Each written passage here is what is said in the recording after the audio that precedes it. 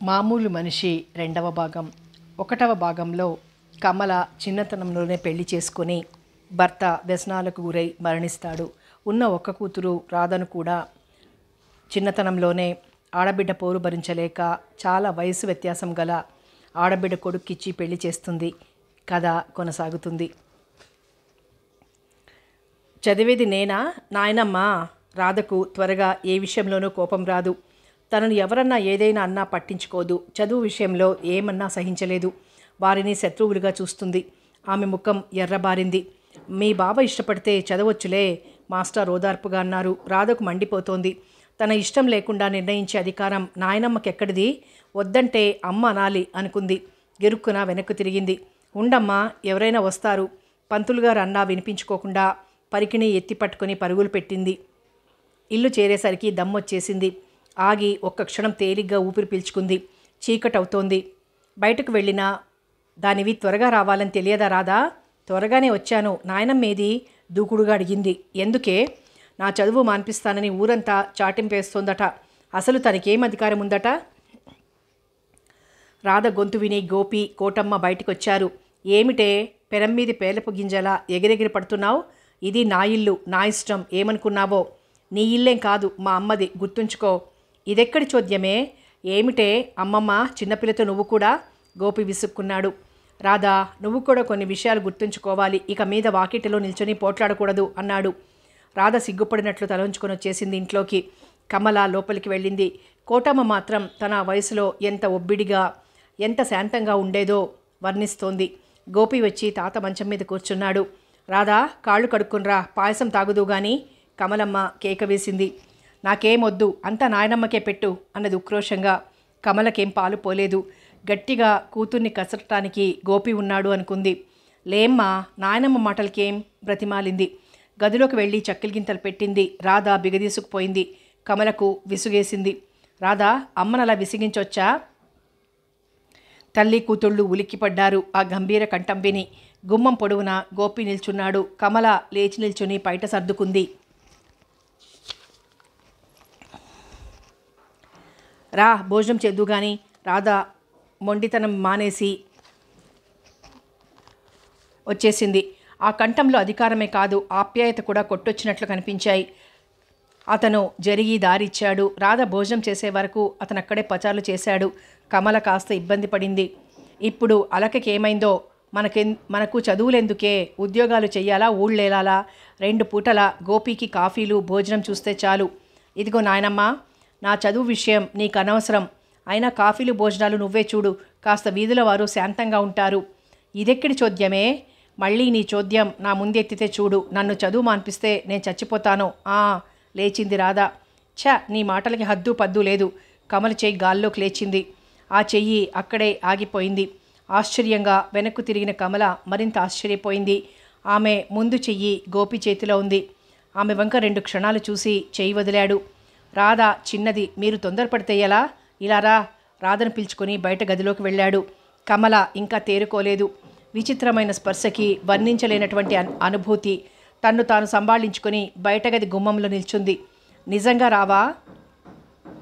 నిజం రాదా? నువ్వు నాకు చదువు వద్దని గోలపెట్టే వరకు చదివిస్తాను. చాలా థ్యాంక్ యూ బావా, థ్యాంక్ యూ అన్నది సంతోషంగా. ఏమిట్రా, దానికి బుద్ధి లేకపోతే నీకు లేదా? నువ్వు ఆ 10వ క్లాసు పాస్ కాకపోతివి. అమ్మమ్మ, కాలం మారుతోంది. మన పిచ్చి నమ్మకాలు మానుకోవాలి. ఒకరి కోసం కోరికలు ఎందుకు చంపుకోవాలి? రాధ నా భార్య అయినంత మాత్రాన ఆమె మనిషి కాదా? మనసు లేదా? ఇదేం చోద్యం రా? భర్త కంటే భార్య ఎక్కువ చదవచ్చా అన్నది నిష్ఠూరంగా. ఎందుకు చదవకూడదు? ఎంతోమంది భార్యలు తమ కంటే ఎక్కువ చదివిన భర్తల్ని భరించటం లేదా? నా విషయంలో భార్య భరిస్తుంది. ఏమోరా అబ్బాయి, నాకేమంత నచ్చలేదు నీ పద్ధతి. చలమయ్య అందుకున్నాడు. హాయిగా కృష్ణారామ అనుకో తాతయ్య. ఇంతటితో పాటు రాధ బాగోగులు నాకు వదిలేయి. ఊరు పొమ్మంటుంది, కాడు రమ్మంటుంది. నాకెందుకు నాయనా, మీ ఇష్టం అన్నాడు. అతని కంఠంలో నిష్ఠూరతను గమనించాడు గోపి. రాధగా క్షణంలో గోపి ఒక దేవుడిలా కనిపించాడు. తనంటూ పూజ చేస్తే ఈ మహాపురుషుడికే అనుకుంది మనసులో. అమ్మా, బావ దేవుడు కదూ? దేవుడంటే ఎవరే పిచ్చిదానా? దేవుడంటే దేవుడే. అంతకంటే వివరాలు చెప్పలేకపోయింది. కమలమ్మ నవ్వి కూతుర్ని దగ్గరగా తీసుకుంది. డాక్టర్ ఆనంద్ నీరసంగా ఇల్లు చేరాడు. అతని భార్య సుధా ఆతృతగా ఎదురుచూస్తోంది. లాభం లేదు సుధా, అన్నీ అరువు కేసులే. నీరసంగా మేను కుర్చీలో వాలిపోయాడు. ఆమె ముఖంలో రంగులు మారాయి. వివాహానికి పూర్వం డాక్టర్గా భర్త వస్తున్నాడంటే ఎంత సంబరపడింది. ఆనంద్ కంటే ముందు లెక్చరర్ చూసి వెళ్ళాడు. 10,000 ఇస్తే చాలునన్నాడు. తల్లికి మేనత్తకు సుతారాము గిట్టలేదు. ఇంకో 10,000 పోతే పోయినాయి, డాక్టర్ కావాలరా అన్నది అత్త. భర్త చనిపోయి ఇంట్లో ఉంటోంది. తండ్రి ఎంత ప్రాక్టికల్గా ఆలోచించాడో గానీ లెక్చరర్ సంబంధం వైపు మొగ్గు చూపాడు. డాక్టర్లు అనగానే 25,000-30,000 అడుగుతారు. ఇంకతను ఉద్యోగస్తుడైతే అస్సలు మాట్లాడలేం. అతనికి ఉద్యోగం వచ్చి సంపాదించే వరకు మరో 25 వదులుతాయి. ఇతను 600-700 తెచ్చుకుంటున్నాడు. డబ్బే ముఖ్యమా? ఎంత చదివినా పంతులేగా. నిరసనగా చూశారు. మరేం మాట్లాడలేకపోయాడు. దాదాపు బంధువుల అబ్బాయి ఆనంద్ ఆఖరి సంవత్సరం చదువుతున్నాడు. అతనందరికీ నచ్చాడు. ఆ సమయంలో 30,000 కంటే ఇబ్బందే. అయినా ఒక్కతే అమ్మాయి. అప్పైనా తీర్చుకోవటానికి 4 మగపిల్లలున్నారు. మరో 10,000 పై ఖర్చు చేసి ఘనంగా వివాహం చేశారు. ఈ 2.5 సంవత్సరాలలో పుట్టింటి నుండి మరో 10,000 తెప్పించుకుంది. ఆనంద్కు ఉద్యోగం దొరకలేదు. పాటిబండలో డాక్టర్ లేడని తెలిసి వచ్చి ప్రాక్టీస్ పెట్టాడు. అతని మెతకతనం చూసి అందరూ అరువులే అంటారు. పెళ్లినాటి బట్టలు పాతబడ్డాయి. 50,000-60,000 పెట్టి బూట్లు కొనే స్థితిలో లేరు. అతన్ని డాక్టర్గా అంగీకరించరు. జనం తప్పనిసరి వచ్చినా డబ్బు రేపిస్తామంటారు. ఎన్నాళ్ళిలా? ఇంకా ఆనంద్ కంటే సీనియర్స్కే ఉద్యోగం దొరకలేదు. భావి అంతా అంధకార బంధురంగా కనిపించింది. సుధకు తను BA పాస్ అయింది. ఏదైనా ఉద్యోగం చేసుకుందామన్నా ఇచ్చేదెవరు? భర్త పిలుపుతో ఆలోచన లాపింది. ఇంకా మంచినీటికి కరువు రాలేదులేండి, చెంబడైనా తాగొచ్చు. తన ఆలోచనలో ఉండి భర్తకు మంచినీళ్ళైనా ఇవ్వనందుకు నొచ్చుకుంది సుధ. చెంబుతో నీళ్లు గ్లాసు తెచ్చింది. రేపటికి మాత్రం సరిపోతాయండి బియ్యము, రేపెవరైనా ఇస్తారేమో చూస్తాను అన్నాడు. భార్యను చూస్తే అతని హృదయం ఆర్ద్రమైపోయింది. ఆమె ఉత్తమనిషి కూడా కాదు. పాలు పండ్లు ఇవ్వకపోయినా సమయానికి ఇంత అన్నం పెట్టలేకపోతున్నాడు. ఫ్యామిలీ ప్లానింగ్ పద్ధతులు తెలిసి కూడా మూర్ఖుడైపోయే తనలాంటి వారికి జీవితం సమస్యలమయం కాక మరేమిటి? ఏమిటి ఆలోచిస్తున్నారు? ఏం లేదు సుధా, మనం ఎంత ముందుకు పోయామన్నది ఆలోచిస్తున్నాను. ఒకప్పుడు కాలేజీలో చేరగానే వివాహం చేసేవారు. కొన్నాళ్లకు వివాహం విద్యానాశనం అన్న ముక్క గుర్తుపెట్టుకొని చదువు పూర్తి అవుతుండగా చేస్తున్నారు. మరి ఎప్పుడు చెయ్యాలని మీ ఉద్దేశం? చదువు పూర్తి అయి ఉద్యోగం చేస్తూ సంపాదిస్తున్నప్పుడు చెయ్యాలి. అటు చేసుకున్న అమ్మాయికి ఇటు అబ్బాయికి సుఖం ఉంటుంది అన్నాడు జీవిత సారాన్ని పిండినట్లు. మనం చెయ్యగలిగింది చేశామా? పెద్దవారిని తప్పపట్టి లాభం లేదు నిట్టూర్చింది. అది నిజమే సుధా, మనమంతా వాచాసూరులమే. అతను మరో గ్లాసు మంచినీళ్లు తాగి చుట్టూ కలియ చూశాడు. 2 పేము కుర్చీలు, ఒక నవారు మంచం తప్ప ఏం లేవు. అత్తగారినైనా ఏం పీడిస్తాడు? వారు ఇవ్వగలిగిందంతా ఇచ్చారు. ఓ 400 ఇచ్చినా ఉద్యోగం చేయవచ్చు కదండి. నీకు తెలియదు సుధా, హైదరాబాద్లో ఉండగా 300 ఇచ్చినా చేస్తానన్నాను. అక్కడ రికమెండేషన్లు బంధుత్వాలు అడ్డొచ్చాయి అన్నాడు. పోనివ్వండి, ప్రతి మనిషికి జీవితంలో పరీక్షా సమయం ఎదురవుతుంది. అలా కాకపోతే పక్కవారి కష్టాలు అర్థం కావు అన్నది. అతను లేచి ముఖం కడుక్కొనొచ్చాడు. అన్నం, అత్తగారు పంపిన ఆవకాయ, మజ్జిగ ఎదురయ్యాయి. భోజనాలు పూర్తి చేసుకునొచ్చాడు. మహా ఉక్కగా ఉంది. వర్షం వచ్చే సూచన కనిపించింది. మంచం మీద చెరో చివర నడుం వాల్చారు. పోస్ట్ ఆ కేక వింటూనే చెంగున లేచింది సుధా. ఆమె భర్తకు ఉద్యోగం చూడమంటూ మేనమామకు ఉత్తరం రాసింది. అతను తండ్రిలా ఆదర్శాలు వల్లించే వ్యక్తి కాదు. వ్యవహార దక్షత కలవాడు. అతను ప్రయత్నిస్తే దొరుకుతుందన్న ఆశ ఉంది. ఉత్తరం అందుకొని విప్పింది. రాసింది మావగారే కానీ మేనమామ కాదు. ఎవరు అంటూ ఆనంద్ ఇటు తిరిగాడు. పోస్ట్ మీకే. అతని పైకి గిరాటేసింది. దాన్ని అందుకుని చదువుతుంటే అతని ముఖంలో రంగులు మారాయి. ఏం రాశారు? చదువు. ఉత్తరం ఆమెకిచ్చి ఆవేదనగా అటు ఇటు దొర్లాడు. చిరంజీవి ఆనందని ఆశీర్వదించి రాయినది. క్షేమము, మీ క్షేమమైనా తెలియజేస్తున్నందుకు సంతోషం. సుతుల గన్నది గతుల కోసం అంటారు కానీ ఇక్కడ తారుమారైంది.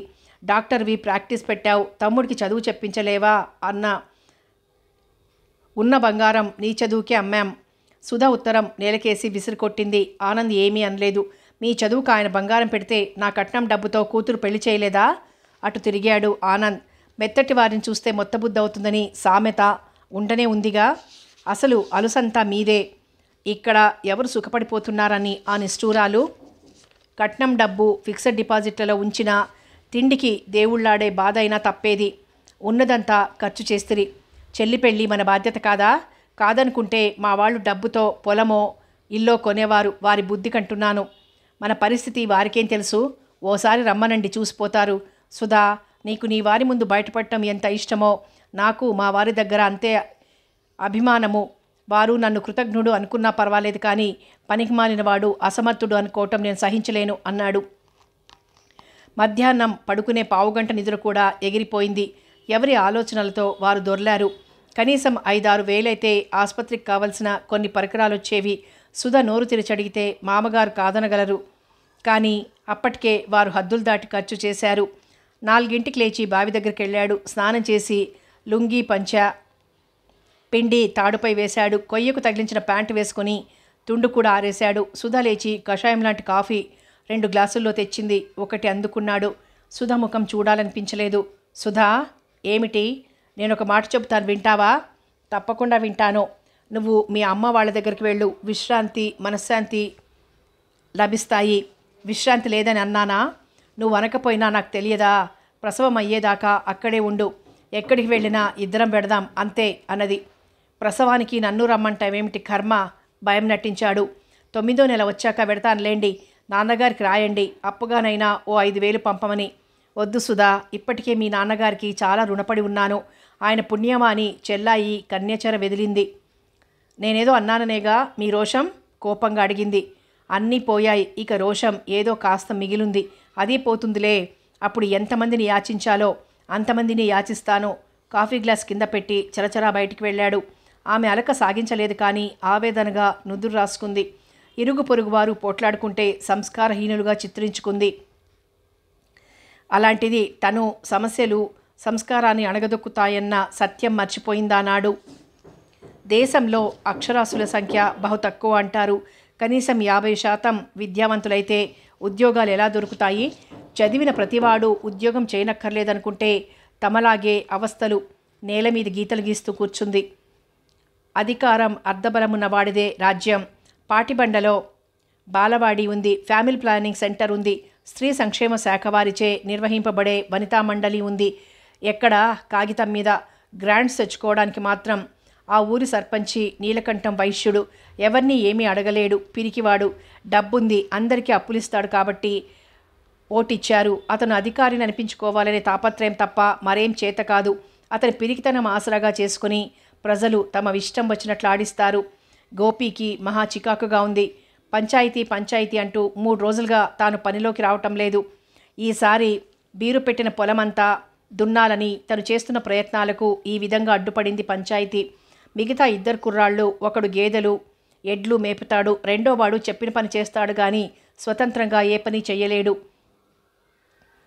దాసు పంచాయతీ ఏమిటో తెలుసుకుందామని పంచాయతీ ఆఫీస్కు వెళ్ళాడు.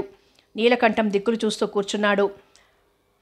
పంచాయతీ కమిటీ మెంబర్లు ఇష్టానికి మాట్లాడుతున్నారు. ఒరై దాసు, ఏందిరా, మరోసారి చెప్పు. గట్లనే బాంచన్, నా జాగాలో నా తమ్ముడు ఇల్లు కట్టిండు. జాగాకు పైసలు ఇవ్వమంటే పోరి పెండ్లికిస్తానన్నాడు. నాకిప్పుడు జరా పని పడిందండి, ఇవ్వమంటే లేదంటాడు. ఇంట్లో సామాన్లు పారేసినా. నేనేం చేసింది తప్పైతే చెప్పుచుకు తన్నండి. దాసు దీనంగా ప్రార్థించాడు. నువ్వేమంటావు ఎల్లుగా? దాసు తమ్ముడిని అడిగాడు మెంబర్. ఏమంటా, కాల్ మొక్తా. పోరి పెండ్లికల్లా జమచేతమనుకున్నా. ఆడిప్పుడే పొమ్మంటాడు. పోతగాని గోడలకు కప్పుకు 150 రూపాయలైనాయి. అవిప్పిస్తే పోతా. ఏందిరా డక్కలోడా, నీకు పైసలు ఇయ్యాలే. దాసు ముందుకొచ్చాడు. నీ తాత సొమ్మనుకుంటివా కుక్కల కొడక? ఎల్లయ్య అరిచాడు. నోర్ముయ్యండ్రా వెదవల్లారా. ఏమంటారు మీరు నీలకంఠం గారు? నాకైతే దాసుగాడిదే తప్పనిపిస్తోంది అనబోయాడు. ఒక మెంబర్ గయ్యమని లేచాడు. ఏమిటండి, వాడి స్థలంలో వీడి ఇల్లు కట్టాడు. లేచిపోమ్మంటే పోవాలా వద్దా? లేదా ఖరీదివ్వాలి? గట్ల చెప్పు బాంచన్. దాసు ముఖం వికసించింది. గోపీకి తెలుసు తీర్పు న్యాయానికి కాదని, ఎవరు డబ్బిస్తే వారిదని. అందుకే చిరాగ్గా దాసువంక చూసి ఇంటికి రమ్మని చెప్పి ఇంటివైపు నడక సాగించాడు. మధ్యాహ్నమైంది. ఆకలిగా ఉంది. మబ్బులు దట్టంగా పట్టాయి. వర్షం వస్తే విత్తడానికి పొలం తయారుగా లేదు. అతను బావి దగ్గరికి వెళ్ళాడు. ఎప్పటిలా నీళ్లు, సబ్బు, తుండు సిద్ధంగా లేవు. వెనక్కి తిరిగి ఇంట్లోకొచ్చాడు. ఎవరా వచ్చింది? చలమయ్య అరిచాడు. నేను తాతయ్య. వచ్చావా గోపి? నువ్వైనా గుక్కెడు కాఫీ నీళ్ళు ఇవ్వరా? నేను చెప్పింది వినిపించిందా? కాఫీ తాగలేదా? ఆశ్చర్యంగా అడిగాడు. 6 నూరైనా 100 ఆరైనా కమలమ్మ 6 లోపల ఒకసారి 9 గంటలకు మరోసారి చిక్కటి కాఫీ పెద్ద టంబ్లర్తో ఇస్తుంది. తాగితే అడుగుతాన్రా, ఈ ముసలిది వంట చేసేసరికి గూట్లో దీపాలు పెడతారు నాయనా. అదేమిటో ఇంట్లో మీ అత్తయ్యకి జ్వరమంటరా తండ్రి? ఎవరు? చలమయ్య కోపంగా రుద్రాక్షమాల తిప్పసాగాడు. అత్తయ్య మంది వేసుకుందా? కాఫీ చుక్కకు నేనేడుస్తుంటే ఆవిడ మందు సంగతి ఎవరడిగారు? గోపి వంటింట్లోకి వెళ్ళాడు. పొయ్యి మీద ఎసరు పెట్టి పొయ్యి ముందు కూర్చొని వంకాయలు తరుగుతోంది కోటమ్మ. ఆవిడ ఉబుసు పోకకు పనిచేసినంత మెల్లగా తరుగుతోంది. అమ్మమ్మ, తాతయ్యకు కాఫీ ఇవ్వరాదే? అన్నం బార్చి ఈ వంకాయలు కదిపి దించి కాఫీకి పెడతానులేరా అన్నది రింపాదిగా. అన్నంతో కాఫీ తాగుతారా ఏం? ఏదో ఒకటి, వెళ్ళవతలికి కసురుకుంది. చలమయ్య అన్నమాట అక్షరాల నిజం చేస్తుందనిపించింది. ఆమెకు వాటి పక్కనే ఉన్న పొయ్యి ముందు కూర్చుని పొయ్యి వెలిగించాడు. గిన్నెలో నీళ్లు పెట్టాడు. నీళ్లు మరిగే లోపల 4 గ్లాసులు కడిగి తెచ్చాడు. కాఫీ కలిపి పంపేసరికి ముసలమ్మ ప్రాణం కూడా లేచొచ్చింది. అతను ఇవ్వకుండానే గ్లాస్ అందుకొని కత్తిపీట అవతలికి నెట్టింది. దానికి చదివేందుకురా అంటే విన్నావు కావు. నీ పెళ్ళాం ఏడుకు కాపురానికి వచ్చాను, అడ్డమైన చాకిరీ చేసి మాటలు తిన్నాను, దెబ్బలు తిన్నాను అన్నది అదేదో ఘనకార్యం చేసినట్లు మురిసిపోతూ. మరింత నిదానంగా పనిచేస్తే తన్నకేం చేస్తారులే అనుకుని తాతగారికి కాఫీ ఇచ్చొచ్చాడు. తన గ్లాసులోని కాఫీ తాగి మిగిలిన గ్లాస్ పట్టుకుని గదిలోకి వెళ్ళాడు. కమల మూలుగు మాత్రం వినిపిస్తోంది. లేవండి తట్టి లేపాడు. అమ్మ రాధా, నన్ను విసిగించకే, ఈ పూటకేదో తినమ్మా. రాధ రాలేదు, మీరు ఈ వేడి కాఫీ తాగండి. ఎవరు? అతను చెయ్యి పట్టుకుంది. మొరటుగా లావుగా తగిలిందేమో. వదిలి బలవంతంగా కళ్ళు విప్పి ఇటు తిరిగింది. నువ్వా? అంత జ్వరంలోనూ దుప్పటి గుండెల వరకు లాక్కుంది. లేవడానికి ప్రయత్నించింది. అతను లేపి కూర్చోబెట్టాడు. వెనక దిండ్లు సర్దాడు. కాఫీ తాగండి. నీకెందుకు శ్రమ? రాధ రాలేదా? వస్తుంది, మాత్ర ఇచ్చేదా? తలనొప్పి అన్నది. సారిడాన్ మాత్ర బయట నుండి తెచ్చిచ్చాడు. అది వేసుకుని కాఫీ తాగింది. గ్లాస్ తీసుకుని బయటకు వచ్చేశాడు. రాధ వచ్చింది. భుజాన ఉన్న సంచి పక్కన విసిరికొట్టి వంటింట్లో దూరింది. గోపి స్నానం చేసొచ్చాడు. కోటమ్మ వంట పూర్తి చేసింది. రాధ వడ్డించింది. రాధా, అమ్మ జావ తాగుతుందేమో అడుగు. అలాగే బావా. త్వరగా ముద్దలు మింగసాగింది. ఇదెక్కడి చోద్యమే? ఆ తిండేమిటి? ఆ లెక్కేమిటి? నాయనమ్మ, ఈ ప్రపంచానికి నువ్వే ఓ చోద్యం. నేను త్వరగా వెళ్ళాలి, లెక్కల పీరియడ్ ఉంది. చదివింది చాలు. మీ అమ్మ మంచం ఎక్కితే ఇంట్లో పనెవరు చేస్తారు? నీ తాత? నా తాత భార్య చేస్తుంది. భోజనం ముగించి తల్లి గదిలోకి వెళ్ళింది. 2 నిమిషాల్లో తిరిగి వచ్చింది. అమ్మకు ఆకలి లేదట బావా, వస్తాను. పుస్తకాల సంచి తీసుకుని తుర్రుమంది. చూసావట్రా దాని పొగరు? అతను లేచేసరికి దాసు వచ్చాడు. గోపికి వాడిని చూడగానే మధ్యాహ్నం విషయం గుర్తుకొచ్చింది. ఒరేయ్ వెధవా, పంచాయతీలో ఏం చెప్పావురా? ఏముంది బాంచన్, 100 రూపాయలు మనవి కాదనుకుంటే చాలు, మన దిక్కే మాట. ఒరేయ్, ఎందుకురా ఈ గోలా? హాయిగా నీ తమ్ముడిని ఉండనీయరాదు. 15 నువ్వు ఇస్తావు సరే, నీ తమ్ముడు 20 ఇస్తే న్యాయమా? ఎటు మొగ్గుతుంది? ఆడి దిక్కే నుండే ఈ న్యాయం కొనడం దేనికిరా? ఆ లంబడి కొడుకు నీల్గుడురా, వెధవ సన్యాసి. మీ అమాయకత్వం వల్లే అవతలివాడు దోచుకుంటున్నాడు. మరేం నియమంటారు? మీ తమ్ముడితో రాజీపడు. ఈ డబ్బు ఇలా ఇవ్వటం మొదలు పెట్టారా వాళ్ళు తీసుకుంటూనే ఉంటారు. ఓ గంట వాదించి చివాట్లు వేశాక దాసు అంగీకరించాడు. ఒరేయ్ దాసు, ఇప్పుడు ఆనంద్ బాబు ఇంటి దగ్గరే ఉంటాడు, పిలుచుకురా పో. ఎవరు? డాక్టర్ బాబేనా? దాసు వెళ్ళిపోయాడు. కోటమ్మ వంటింటి గుమ్మానికి అడ్డం పడి నిద్రపోతోంది. అతను సాయంత్రానికి లాంతర్లు తుడిచిపెట్టాడు. డాక్టర్ని తీసుకుని దాసు వచ్చాడు. అతను కమలని పరీక్ష చేశాడు. కంగారేం లేదండి, ఫ్లూ జ్వరమే అంటూ మందులిచ్చాడు. ఇద్దరు హాల్లోకి వచ్చారు. ఎవర్రా గోపి? చలమయ్య అడిగాడు. డాక్టర్ గారు తాతయ్య. ఓర్ని, డాక్టర్ ఎందుకురా? అత్తయ్యకు జ్వరం వస్తే తులసి కషాయం ఇస్తే పోలా? ఏందో కాలం. ఆనంద్ నవ్వుతూ చేయి చాపి గోపితో కరచాలనం చేశాడు. రేపు వస్తాను, మరి మీ ఫీజు ఉంచండి అన్నాడు మొహమాటంగా. అదేమన్నమాట? గోపి వెళ్ళి తన పెట్టెలో నుండి 10 రూపాయలు తెచ్చిచ్చాడు. అది అందుకున్న డాక్టర్ ముఖంలోకి చూశాడు గోపి. అనిర్వచనీయమైన ఒక భావం తళుక్కుమంది. థ్యాంక్స్. ఆ పదం కూడా హృదయం చీల్చుకుని వచ్చినట్టుంది. అర్థం కానట్లు అతని వంక చూసి బయట వరకు సాగరంపి వచ్చాడు. గ్లాస్తో నీళ్లు తీసుకుని గదిలోకి వెళ్ళాడు. చేతిలో మాత్ర పట్టుకుని కూర్చుంది. మంచినీళ్లు. తలెత్తి చూసింది. గోపి ఆశ్చర్యచకితుడయ్యాడు. ఇందాక డాక్టర్ గారి కళ్ళల్లో కనిపించిన భావమే ఆమె కళ్ళల్లో కనిపించింది. తనే ప్రత్యేకమైన శ్రద్ధ చూపాడు. నీళ్ళివ్వు. చేయి ముందుకు చాపాడు. ఆమె మంచినీళ్ళు అందుకుని మాత్ర వేసుకుంది. జావ గాని పాలు గాని తాగుతారా? మా రాధ అదృష్టవంతురాలు. ఈవిడకు పిచ్చిగాని పట్టలేదు కదా. తను అడిగిందేమిటి, ఆవిడ చెప్పేదేమిటి? నిజంగా రాధ అదృష్టవంతురాలే. మీ ప్రేమ ఆమె స్వంతం. ఆమె మీ కంటికి వెలుగు అన్నాడు. ఆమె జవాబు చెప్పలేదు. అటు తిరిగి పడుకుంది. పాలు తెమ్మంటారా? వద్దు. జీవితంలో మొదటిసారిగా అనుభవించిన అభిమానానికి ఆమె హృదయం కరిగి కన్నీరు రూపంలో ప్రవహిస్తోందని అతను ఊహించలేకపోయాడు. మరో 2 నిమిషాలు చూసి వెళ్ళిపోయాడు. బయట కుండపోతగా వర్షం పడుతోంది. ఇంట్లో చిన్న తుఫాన్ రేగింది. గోపి పొలం నుండి వచ్చి వరండాలో నిల్చొని ధోవతి పిండుకున్నాడు. రాధ నాయనమ్మతో వాగ్యుద్ధం చేస్తోంది. నేను త్వరగా వెళ్ళాలని చెప్తే నీకు వినిపించటంలా? ఇదెక్కడి చోద్యమే? మగవాడు భోజనాలు చెయ్యందే చేస్తానంటావేం? ఎవరన్నా వింటే నవ్విపోతారు. విని నవ్వటానికి ఎవరూ సిద్ధంగా కూర్చోలేదు అంటోంది విసుగ్గా. కోటమ్మకు కోపంగానే ఉంది. వెదవగోల. కోడలు పడుకుని తన ప్రాణానికి తెచ్చింది. ఈ పాటికి హాయిగా ఇరుగమ్మతో పొరుగమ్మతో కబుర్లు చెప్పొచ్చేసేది. తాడి చెట్టల్లే ఎదుగుతున్నావు, విషయం తెలియకపోతే ఎలా? తను కల్పించుకోకపోతే ఆ రోజు ఆగదని తెలుసు గోపికి. లోపలికొచ్చాడు. అమ్మమ్మ, ఏమిటే గోలా? నాదే గోలంటావా? అది చూడు ఎంత గీరపోతుందో మొగరాయిడ్లా. వేళ మీరిపోయింది. ఒకరిది మరొకరం లాక్కుని భోజనం చెయ్యం కదా. రాధకు పెట్టాల్సింది. రాధా, వెళ్ళి కంచాలు పెట్టు. అతను 5 నిమిషాలలో స్నానం అయిందనిపించాడు. పొడి తుండు చుట్టుకొని వచ్చేసరికి చలమయ్య అరుపులు వినిపించాయి. ఇది వంట అంటారే సన్యాసిముండా? వయసులో ఏడ్పించింది చాలక నా ఉసిరెట్టుకుంటాడు ముసలాడు. ఆవిడ మహారాణిలా పడుకొని నన్ను వేధిస్తోంది. ముసలమ్మ గోల పెట్టింది. కమల ప్రాముఖ్యం ఏమిటో అప్పుడు అర్థమైంది గోపీకి. ఆ ఇంటికి కేంద్ర బిందువామే.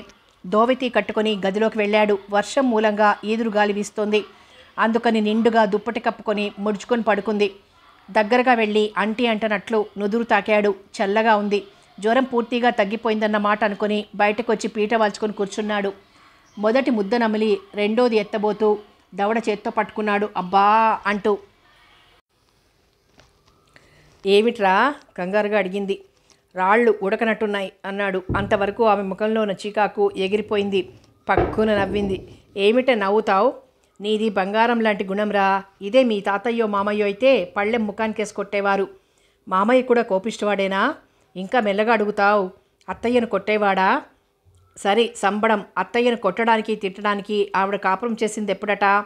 ఈ వంశం నిలవాలనుంది. ఈ పిల్ల పుట్టింది కానీ వాడు బ్రతికి ఉన్నన్ని రోజులు పుట్టింట్లోనే వాడిని మింగి ఇల్లు చేరింది. సరేలే రాధా, అమ్మమ్మకు బియ్యం ఏరిపెట్టు. ఏరిన బియ్యం ఉన్నాయి బావా. ఆమె ఒకదానిలోనివి తీయబోయి రెండో దానిలో చేపెట్టింది. ఆ బియ్యం తీసి ఇచ్చిపో. ఎందుకులేరా, సాయంత్రం ఆవిడే వంట చేస్తుంది అన్నది. ఎవరు, కమలత్తనా? మరింకెన్నాళ్ళు పడక నాయనా? సంసారం అన్నాక చేసుకోక తప్పుతుందా? తప్పకేం చేస్తుంది? ఫ్లూ జ్వరం చాలా బలహీనపరుస్తుంది మనుషులని. ఏం పుల్ల జ్వరాలో కట్టె జ్వరాలో. కడుపు నొప్పికి వాము తిన్నాం, జ్వరానికి ధనియాల కషాయం తాగాం. ఊ అంటే మాది, ఆ అంటే మాది సూది అని చేతులు తిప్పుతూ తను ముద్ద కలిపింది. రాధ వెళ్ళాక గోపి డబ్బా తీసి సిటీ నుంచి తెప్పించిన బ్రెడ్ స్లైసులు దులిపాడు. పాలు వెచ్చబెట్టి పంచదార వేశాడు. అన్నీ చక్కగా కంచంలో సర్ది గ్లాస్తో నీళ్లు తీసుకుని గదిలోకి వెళ్ళాడు. కమల అప్పుడే మేలుకుందేమో. చిందరవందరగా వీపును ఆవరించుకున్న జుట్టును వేలిముడి వేసుకుంది. అయ్యయ్యో, నువ్వెందుకు తెచ్చావు? ఈ పూట తేలిగ్గా ఉంది. నేనే బయటికి రావాలనుకున్నాను. కంగారుగా లేచి తూలింది. గోపి గనక పట్టుకోకపోతే కింద పడేదే. మీరు బాగుపడ్డానని పనులకు దిగేరు. నేను రాధా చూసుకుంటాం. ఆమెను మంచంలోకి చేర్చాడు. ఆమె ముందు కంచం పెట్టాడు. గ్లాసులోని నీటితో నోరు పుక్కిలించి కిటికీలో నుంచి బయట కూసింది. మీ భోజనాలు అయ్యాయా? అప్పుడే అయ్యాయి. రాధ నాయనమ్మతో చేసిన వాగ్యుద్ధ్యం అతను చెబుతుంటే ముచ్చటగా విన్నది. అతను నిల్చునే ఉన్నాడు. ఆ గదిలో రెండవ వస్తువేదీ లేదు, పందిరి మంచం తప్ప. కూర్చో అన్నది మంచం చివర చూపుతూ. అతను కూర్చున్నాడు. జీవితంలో ఈ ఇంట ఇంత ఆదరణ లభించడం మొదటిసారేమో అన్నది గతమంతా గుర్తుకు తెచ్చుకుంటూ. కొందరు నపుంసకులు, బయటి స్త్రీలతో సంబంధం ఉన్నవారు వివాహం ఎందుకు చేసుకుంటారో ఆమెకి ఇప్పటికీ అర్థం కాదు. గతం తలుచుకుంటే లాభం లేదు. తేలికగా మర్చిపోగలిగేది కూడా కాదు కదా. మర్చిపోతేనే హాయి అన్నాడు పెద్దవాడిలా సలహా ఇస్తూ. ఆమె మంచం కిందికి తోసింది. అది తీసుకోవటానికి లేచాడు. ఉండనీ గోపి, రాధొచ్చి తీస్తుంది అన్నది వారిస్తూ. ఇక మీ రాధకు నాకు భేదం ఉందని అనుకోవద్దు అని కంచం తీసుకుని వెళ్ళిపోయాడు. అన్ని సందర్భాలు గుర్తుకు తెచ్చుకుంటే బాధ కలుగుతుంది, కానీ కొన్ని మాత్రం పదే పదే గుర్తుకొస్తుంటాయి. వాటి తాలూకు తీయని ఊహలు మన చుట్టూ తిరిగి మనసును రంజింపచేస్తాయి. ఈనాడు కమల పరిస్థితి అలాగే ఉంది. ఆమె మనసంతా తేలిగ్గా హాయిగా ఉంది. అలాగే పైకప్పు కేసి చూస్తూ పడుకుంది. అమ్మా ఎలా ఉందే?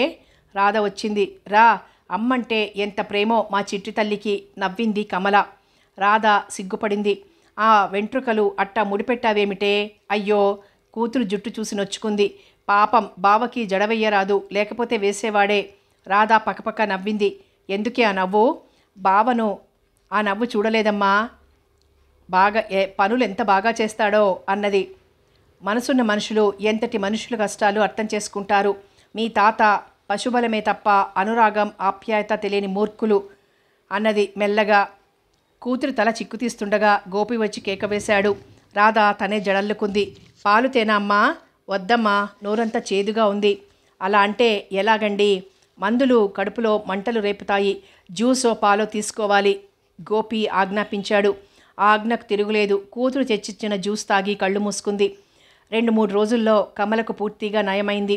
లేచి హాయిగా తిరుగుతోంది. తను తొందరగా కోలుకోవటానికి గోపి కారణమన్న సత్యం మర్చిపోలేదు. ఆమె మనసు ఆమెకు తెలియకుండానే గోపి చుట్టూ తిరుగుతోంది. చిత్ర విచిత్రమైన ఊహలొస్తున్నాయి. ఛీ, గోపి నాకు కొడుకులాంటి వాడనుకునేది. పెరటి తలుపులో నిలబడి బయటికి చూసింది. అంతకు క్రితం పడిన వర్షం ఆకులపై దుమ్మును కడిగేసిందేమో. పచ్చగా స్వచ్ఛంగా కనిపిస్తున్నాయి. అలా ఎంతోసేపు నిల్చున్నది. దగ్గరగా సిగరెట్ వాసన వచ్చేసరికి తల తిప్పింది. గోపి నిల్చున్నాడు. నువ్వెప్పుడొచ్చావు? ఇంతకు ముందే వచ్చాను. గోపి పట్ల ఒక ఉన్నతమైన భావాన్ని ఏర్పరచుకుంది. సిగరెట్ కాల్చటం నేరం ఆమె పరిధిలో. అతన్ని తీక్షణంగా చూసింది. సిగరెట్ కాలుస్తావా? అప్పుడప్పుడు. ఎప్పుడెప్పుడో? కఠినంగా ఉంది ప్రశ్న. మనసు బాగాలేనప్పుడు. నీ మనసు ఎవరైనా నొప్పించారా? పరిస్థితులు. దానికేం గాని ఒక గిత్తను కొనాలి. మన తెల్లకోడకి జతగా. మీ తాతయ్యతో సంప్రదించావా? ఆయన మిమ్మల్ని అడగమంటున్నాడు. బయట సంగతులు నాకేం తెలుసు. నీకు ఎప్పుడు ఏం కావాలో తీసుకోండి. నడుముకున్న తాళం చెవుల గుత్తి వెనుదిరిగి అతని చేతిలో పెట్టింది. అతని స్పర్శ విద్యుత్తులా శరీరమంతా పాకింది. విచక్షణ మేలుకోగానే తనను తాను సంభాళించుకోవటానికి వంటింట్లోకి పరిగెత్తింది. అక్కడ రాధ మంట చేసి కాఫీ నీళ్లు పడేసింది. ఛీ, తను ఊహించలేకపోయింది. గోపి అల్లుడు కాక తన కూతురి భర్త కాకపోతే ఎంత బావుండును అనుకుంది. అతన్ని స్పర్శించిన చేయి చూసుకుంది. ఆ చేతిని కాల్చుకుంటే గాని అతని జ్ఞాపకాలు పోవనుకుంది. అలా కాల్చుకోవటం అభ్యుదయ భావాలు కలవారి పని. తను మామూలు మనిషి. ఏమిటమ్మా చేయి చూసుకుంటున్నావు? నొప్పిగా ఉందా? లేదు. కాదు రాధా. కూతుర్ని దగ్గరకు తీసుకుని అనవసరంగా బావురు మంది. రాధ కంగారు పడిపోయింది. బావా అని ఒక్కసారి పిలవగానే తల్లి నోరు మూసింది. నాకేదో గుర్తుకొచ్చి నేను ఏడుస్తున్నాను. బావని పిలవలసిందెందుకే పిచ్చే మొహమా? కూతుర్ని కసురుకుంది. రాధే కాఫీ కలిపి అందరికీ ఇచ్చింది. కమల మనసు స్థిమితంగా లేదు. సుఖానికి సాంప్రదాయానికి మధ్య సంఘర్షణ జరుగుతోంది. అలాగే కూర్చుంది చాలాసేపు. రాత్రి పడుకుందామని గదిలోకి వెళ్ళబోయింది. రాధమ్మా చలమయ్య పిలిచాడు. రాధ పడుకుంది. మంచినీళ్ళు కావాలా? అరికాళ్ళు మంటలే తల్లి. వంటాముదం రాస్తావా? వంటాముదం తీసుకునొచ్చింది. గోపి సీసా తీసుకున్నాడు ఆమె చేతిలో నుండి. నిన్నటి వరకు జ్వరంతో పడుకుని అప్పుడే పనికి తయారయ్యారా? తాతయ్య, ఏదైనా పనుంటే నాకు చెప్పండి. మా నాయనే. కమలమ్మ, రాధకు పెళ్ళొద్దంటివి చూసావా? మగపిల్లవాడి ఆసరా. అందుకే అన్నారమ్మా, మగబిడ్డలున్న ఇల్లు, మోదుగులున్న వనము అని. గోపి, మాదేముందిరా నాయన, పండుటాకులం. మీ అత్త చెప్పినట్టు నడుచుకో. మీరిద్దరూ ఒక్క తాటి మీద నడవాలి అన్నాడు. గోపి ముఖం గంభీరంగా తయారైంది. కమల వెళ్ళిపోయింది. ఆమెకు నిద్ర రావటం లేదు. అటుదొర్లి ఇటుదొర్లి తలగడ మరోవైపుకు వేసుకుంది. కూతురిపై చేయి వేసుకుంది. ఓహో, నిద్ర దూరం పారిపోసాగింది. ఇదిగో మాత్ర. చీకటిని చీల్చుకొని వచ్చింది శబ్దం. గోపి గొంతు ఎంత గంభీరంగా ఉంటుందో అంత మృదువుగా కూడా ఉంటుంది. నిద్ర మాత్ర తీసుకోండి. మరోసారి అన్నాక అతని చేతి నుండి మాత్ర మంచినీటి గ్లాస్ అందుకుంది. చీకటిలో అతని కళ్ళు మిలమిలా మెరుస్తున్నాయి. అటు చూడలేనట్టు తల వంచుకొని నీళ్లు తాగి గ్లాస్ ఇచ్చేసింది. మాత్ర ప్రభావమో మతమో గాని వెంటనే నిద్రపోయింది. గోపి వెళ్లేసరికి ఆనంద్ దంపతులు ఏదో తీవ్రంగా వాదించుకుంటున్నారు. ఈ నెల రోజులలో వారి పరిచయం స్నేహంగా మారింది. ఇంగ్లీష్ చెప్పించుకోమని రాధను రోజు వాళ్ళింటికి పంపుతున్నాడు. తనకు తోచినప్పుడు వెళ్ళి 5 నిమిషాలు కూర్చొనొస్తాడు. అటు అభిమానం వదులుకోలేడు, ఇటు ఆపదలు ఎదుర్కోలేరు. మరెలా? అన్నింటినీ కాలమే పరిష్కరిస్తుంది సుధా. మీకు పనికిరాని వేదాంతం ఎక్కువైంది. గాలిలో దీపం పెట్టి నీదే భారం అంటారా? మన ప్రయత్నం మనం చేసుకోవాలి. తన ఉనికి వారు గమనించే పరిస్థితిలో లేరని తలుపుపై టకటక కొట్టాడు. ఎవరు? వెనక్కు తిరిగిన ఆనంద్ ముఖం మ్లానమైంది. తన ఇంటి విషయాలు మరొకరు విన్నారంటే. రావచ్చా? రండి గోపిగారు. ముఖానికి ప్రసన్నత పులుముకొని ఆహ్వానించాడు. మీరు ఏదో వేడివేడి చర్చలో ఉన్నట్టున్నారు. మరోసారి వస్తాను. మాకిది రోజు అలవాటే, మరేం పర్వాలేదు. ఇద్దరూ కూర్చున్నారు. సుధా ముఖం మార్చుకుని లోపలికి వెళ్ళిపోయింది. ఇదిగో మీ ఫీజు. 25 రూపాయలు బల్ల మీద పెట్టాడు. మొదటి రోజు ఇచ్చారు కదా. నేను సిటీలో ఉండకపోయినా విజిటింగ్ ఫీజు గురించి తెలుసు. ఇది కూడా తక్కువే. మీ అభిమానమే చాలండి. అభిమానంతో ఆప్యాయతతో కడుపు నిండదు ఆనంద్ బాబు. మీ మొహమాటంతో మీ శ్రీమతి గారి ఆరోగ్యం బలిపెడుతున్నారు. రేపటి నుండి పాలు కూరలు వస్తాయి, వద్దనకూడదు. గోపిగారు, మీకు తమ్ముడి లాంటి వాడిని. గారు గీరు ఎందుకు, పేరుతో పిలవండి. మీలాంటి తమ్ముడే ఉంటే. అతని గొంతు జీరబోయింది. తమ్ముడే అనుకోండి. నాకు అవసరమైతే అర్ధరాత్రిని కూడా ఆలోచించకుండా మిమ్మల్ని ఇబ్బంది పెట్టలేదు. మీరు కూడా అలాగే నిక్కచ్చిగా ఉండాలి. గోపి, నిజం ఆనంద్ బాబు. ఒకరిని ఒకరం ద్వేషిస్తూ నేను పెద్ద అనే అహంభావంతో బ్రతకలేం. ఒకరినొకరం అభిమానిస్తూ చేదోడు వాదోడుగా బ్రతకడం చాలా తేలిక. మీరు మొహమాటం మాని ఎంతో కొంత డబ్బు తీసుకోవాలి. మీ మందులకైనా డబ్బు కావాలి కదా. అలా చెప్పండి గోపిగారు. సుధా బయటికి వచ్చింది. అందరికీ అరువులు పెడుతూ తన కడుపు మార్చుకుంటారు. సుధా, చెప్పనీయండి ఆనంద్ బాబు. ఆమెకు మాత్రం ఎవరున్నారు ఇక్కడ? అందుకే కాబోలు మా బావ అంటూ 1కి 10 సార్లు పొగుడుతుంది రాధ. ఎంత మంచి మనసు, ఎంత స్నేహశీలి అనుకుంది. నాన్న, వాళ్ళు డబ్బివ్వగలిగే స్థితిలో ఉన్నారు. అప్పుగా ఓ 5,000 తెచ్చి క్లినిక్ని ఎక్విప్మెంట్ చేయమంటే వినరు, నిష్ఠూరంగా చెప్పింది. అవును ఆనంద్ బాబు, ఆ పని చెయ్యాలి. మీరు డబ్బు అడగడానికి మొహమాటంగానే ఉంటుంది. ఓ కాంపౌండర్ కావాలి. ఈ హంగామా అంతా లేకపోతే ఈ ప్రజలు మిమ్మల్ని గౌరవించరయ్యా మహానుభావ. అదంతా నాకు తెలుసు గోపి. కానీ ఇంకా అత్తవారి సొమ్ముతో బ్రతకడం నాకు ఇష్టం లేదు. అర్ధబలం లేకపోయినా ఆత్మాభిమానం ఉంది. సరే, ఇప్పుడంతా మర్చిపోండి. మీ క్లినిక్కి కావాల్సిన ఏర్పాట్లు నేను చేస్తాను. అప్పుగానే డబ్బిస్తాను. నిదానంగా తీర్చివేయండి. ఈ లోపల ప్రభుత్వం మీకు ఉద్యోగం ఇచ్చేలా చూస్తాను. సరేనా? ఆనంద్ మాటలు కరువైనట్టు చూడసాగాడు. మాట్లాడరేం? ఏం మాట్లాడమంటారు చెప్పండి. మళ్ళీ అండిగిండి మర్చిపోండి. నేను అడిగినప్పుడు సహాయం వస్తే చాలు. మీకు సహాయం చేసే రోజు రావాలి కానీ నా జీవితంలో పర్వదినం అనుకుంటాను. గోపిగారు, సుధ కళ్ళు సజలమయ్యాయి. ఆమె ఇచ్చిన కాఫీ తాగి ఇంటిదారి పట్టాడు. అప్పటికే 1:08 దాటింది. పంచాయతీ ఆఫీస్కని కేటాయించిన గదిలో పంతులు కొడుకు చక్రపాణి, కాంపౌండర్ కొడుకు రత్నం దిగులుగా కూర్చున్నారు. ఏమిటి పాణి, భోజనమైందా? ఎవరు? గోపిబావా. లేచి ఇద్దరు బయటకొచ్చారు. మళ్ళీ ఏమైందోయ్? అప్పుడప్పుడు పంతులు గారు చక్రపాణిని ఇంట్లో నుండి తరిమేస్తారు. చక్రపాణికి ఇంటి ధ్యాస, చదువు ధ్యాస ఉండదు. ఎప్పటికీ ఊళ్ళో వారి పనులు నెత్తిన వేసుకుని తిరుగుతాడు. లేదు బావా, రామలింగం గౌడ్ గారు లైబ్రరీ కోసం గది ఇస్తానన్నారు. నిజమే అని సిటీకి వెళ్ళి కనిపించిన రచయితని పట్టుకుని బ్రతిమాలి పుస్తకాలు డొనేషన్గా తీసుకున్నాను. ఇప్పుడు ఆ కొట్టుగది అద్దెకిస్తాడట. క్షణం ఆలోచించి పక్కున నవ్వాడు గోపి. ఎందుకు బావా? ఈ ఊళ్ళో అద్దె కట్టి గదులు ఎవరు తీసుకుంటారో, ఏదో 5 రూపాయలన్నా ఇవ్వకపోతారా అని అలా నాంచుంటాడు. అంతేనంటారా? అంతే మరి. మీరు వెళ్ళి 10 రూపాయలు నెలకిస్తామని చెప్పండి. అంగీకరిస్తాడో లేదో చూడండి. మీరు యువతరానికి చెందినవారు కదా పాణి. హరికథ అవుతుంటే మాల బాలరాజును రానియలేదటయ్యా. నేను కాదు బావా. గోపికి అర్థమైంది. పంతులు గారు ఎంత అభ్యుదయ భావాలు గలవాడైనా తను అగ్రవర్ణానికి చెందినవాడన్న సత్యం మర్చిపోలేదు. నేను నాన్నగారితో మాట్లాడతాను కానీ మీరు లైబ్రరీ ప్రారంభించే ప్రయత్నం చేయండి. అక్కడ మరో అరగంట కరిగిపోయింది. ఊరంతా నిశ్శబ్దంగా ఉంది. కోడి కూతతో లేచి పనులు చేసుకునే పల్లె జనులు గూటిలో దీపం నోటిలో ముద్ద అన్నట్లు భోజనాలు చేసి నిద్రపోతారు. ఆ ఊరికి కరెంటు తీసుకురావాలి. స్వతంత్రం వచ్చి ఇన్నాళ్లైనా కొన్ని పల్లెల స్థితి ఎక్కడ వేసిన గొంగళి అక్కడే అన్న సామెతగలాగా ఉంది. కాకపోతే ఆనాటి పాలకులు ఉర్దూలో హుకుం జారీ చేశారు. నేటి పాలకులు తెలుగులో ఆజ్ఞాపిస్తున్నారు. ఇంట్లో అందరూ నిద్రపోయారు. కమల మాత్రం భారతం చేతిలో పట్టుకుని గుడ్డి దీపం ముందు కూర్చుంది. ఆమె కళ్ళు నిదుర భారంతో బరువుగా కనిపించాయి. ఆమె వంటింటి వైపు వెళ్ళింది. అతను కాళ్ళు కడిగి కూర్చున్నాక మౌనంగా వడ్డించింది. అతను భోజనం చేసి బయటికి వెళ్ళాక తను వడ్డించుకుంది. మంచినీళ్లకని వంటింట్లోకి వచ్చిన గోపి నొచ్చుకున్నాడు.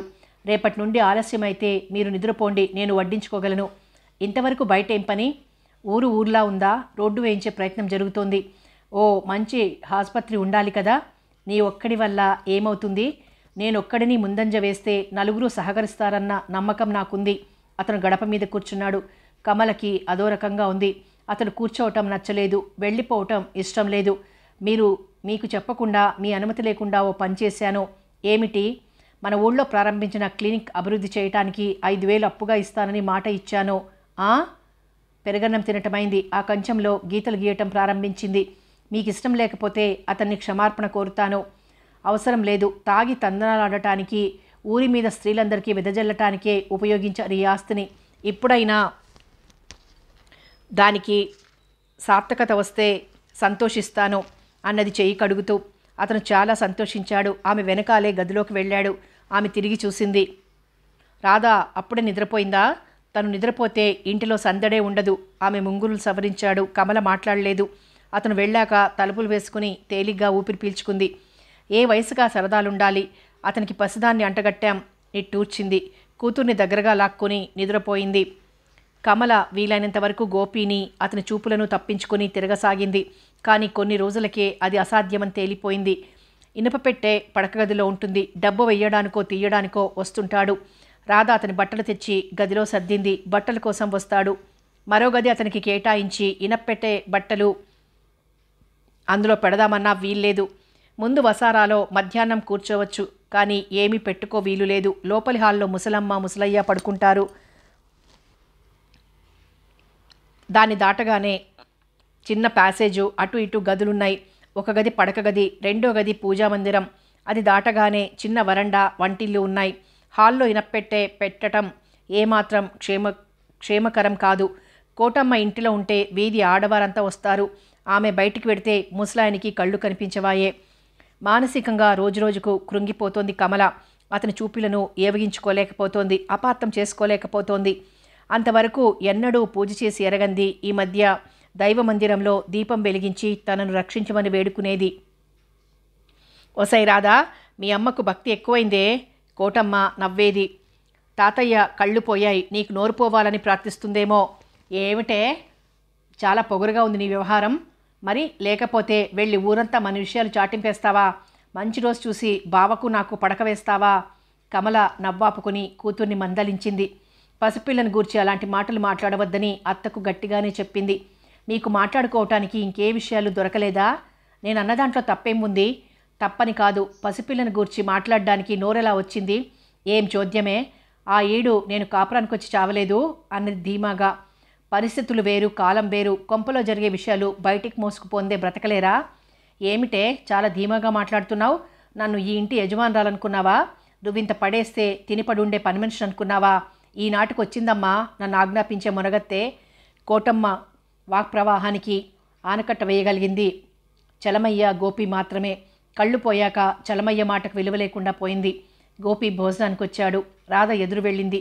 కోటమ్మను చూడమని చేత్తో సైగ చేసింది. గోపి అటు చూశాడు. పైట చెంగు పరుచుకుని తల క్రింద చేయి పట్టుకొని పడుకుంది. ఎందుకు? అలక అన్నది నవ్వుతూ. ఆదివారం ఇంట్లోనే ఉంటాను కదా అని అమ్మను పాయసం చేయమంటే నువ్వు ఆలస్యంగా వచ్చావు. నాయనమ్మ అలిగి పడుకుంది. ఏమిటి అంటున్నావు? చటుకుని లేచింది కోటమ్మ. తగుదునమ్మా అంటూ సిగ్గు ఎగ్గు లేక మాట్లాడడం లేదు. నేనేదో అంటే తల్లి కూతుళ్ళు ఎన్నెన్ని మాటలంటే జర్రున చీదేసింది. ఏమిటి అమ్మమ్మ? ఏముందిరా నాయనా, కుక్కపేగు ముండను, దాపురికాలు తెలియవు. ఆడంగులం ఏవో మాట్లాడుకుంటాం. మా రాధకు పడక వేస్తాం అన్నాను. కడుపు ఊది సన్యాసేవతో అడిగిందు నీ పెళ్ళాన్ని.